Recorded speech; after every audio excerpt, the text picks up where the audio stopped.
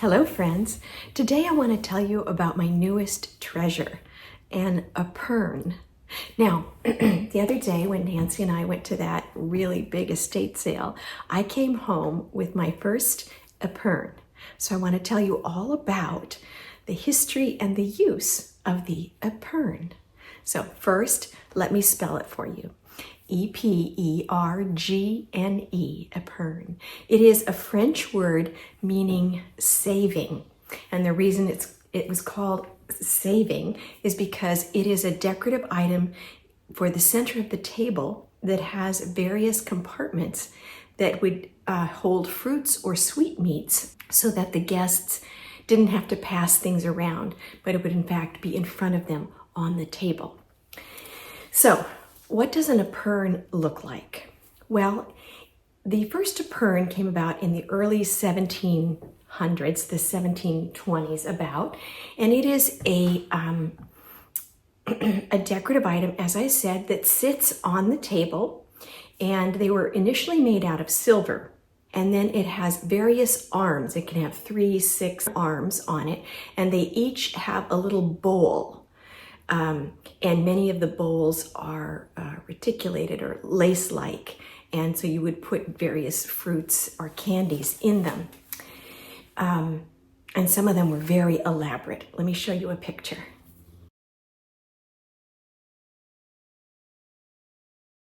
So as time wore on, they continued to be popular, and in the 1800s, the Victorians made them even more popular by creating them out of glass, which made them much more affordable. So not only the very wealthy could afford them, but maybe others as well.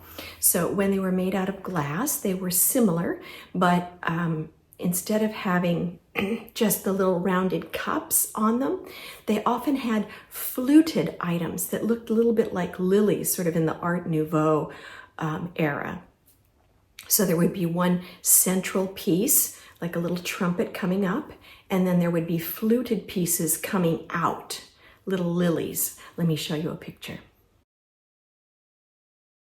Those were made of glass, generally out of ruby glass. That was very popular, or green glass.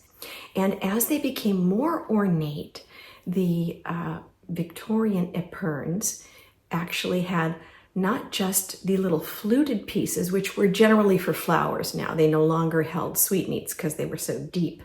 But they had little baskets, little glass baskets hanging from them so that you could put little treats in the baskets for the table. Extraordinary. So that's what an Epergne is. Nobody uses them anymore. They're very old-fashioned. But I saw one at the estate sale that I thought could be spectacular for a more modern table. It's not Victorian looking. It is maybe 1950s looking. And it's completely transparent glass.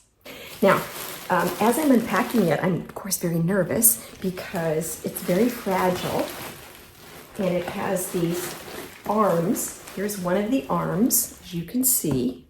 And it looks like you can put candles in here, or I'm going to put the little bowls that are going to fit into here.